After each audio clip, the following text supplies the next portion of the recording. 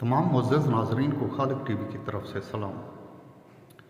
जैसा कि इस्लाम में जुम्मा इज़्ज़त वाला है, ईसाइयों के लिए एतवार, हिंदुओं के लिए मंगल, इस तरह यहूदियों के लिए हफ्ते का दिन मोहतरम था।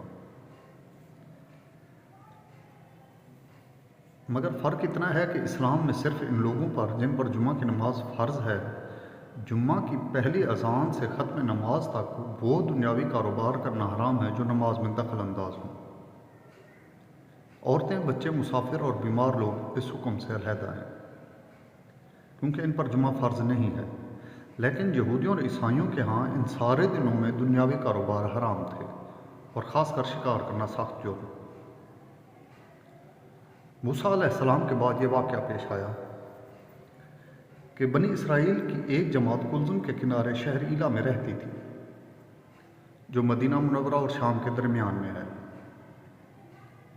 ये लोग मछली के बहुत शौकीन थे। रब की शान ये कि हर हफ्ते इस दरिया में बेशुमार मछलियाँ नमदार होती थीं,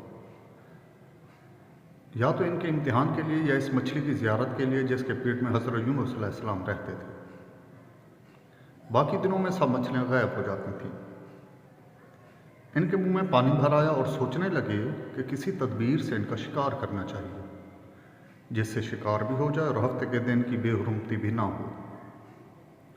आखिर इन अक्लमंदों ने यह हीला सोचा कि दरिया के इर्द गिर्द बहुत से गहरे गार खोद दिए और दरिया से गार तक नालियाँ बना दी। जुमा की शाम को इन नालियों का मुंह खोल देते थे कि पानी के साथ मछलियाँ इन गढ़ों में आ जाएं, और एतवार के दिन इन गढ़ों से पकड़ लेते थे और कहते थे कि हम हफ्ते को शिकार नहीं करते।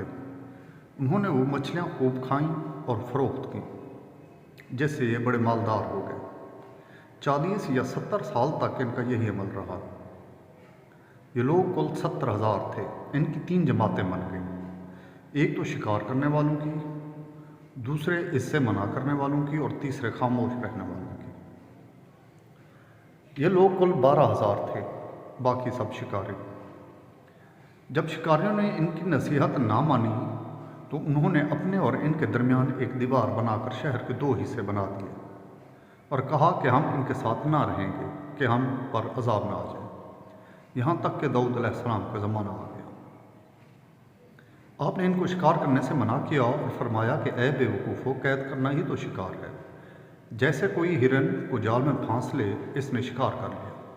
खाए या ना खाए, और खाए तो आज ही खाए या कभी दूसरे वक्त, गर्ज़े के हफ्ते के दिन तुम्हें शिकार की ममानत है, ना कि फ़कत हाथ में पकड़ने की या खाने की। इससे बाज आ जाओ वरना अज़ाब में गिरफ्तार हो जाओगे। शिकारियों ने कहा कि हम तो बहुत अरसे से ये काम कर रहे हैं, अगर ये बुरा होता तो अब तक हमको अमन क्यों मिलता।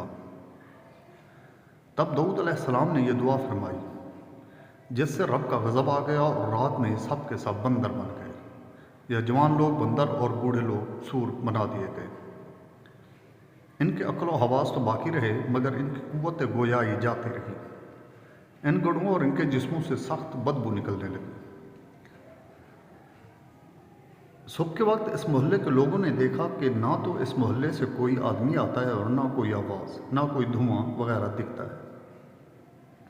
तो ये दीवारों पर चढ़कर इनके घरों में दाखिल हो गए। वो बंदर इनको देखकर इनकी तरफ दौड़े और इनके कदमों से लिपकने लगे। इनके कपड़े सूंघते और रोते थे। इन लोगों ने कहा, क्या हमने तुम्हें शिकार करने से मना ना किया था? बंदर सर हिलाते और आंसू इनके रुखसारों पर बहते। इस हाल पर इनको 3 रोज़ गुजरे और सब हलाक कर दिए गए। ना कोई बाकी बचा और ना इनकी नस्ल चली। लोगों में मशहूर है कि मौजूदा बंदर इन्हीं की नस्ल में से हैं, लेकिन ये गलत है। इनसे पहले भी बंदर थे और ये मौजूदा बंदर इनसे पहले बंदरों की औलाद में से हैं, क्योंकि सही रिवायत में है कि कोई मसलशुदा कौम 3 दिन से ज़्यादा नहीं जीती, ना खाती है, ना पीती है, और ना ही इसकी नस्ल चलती है।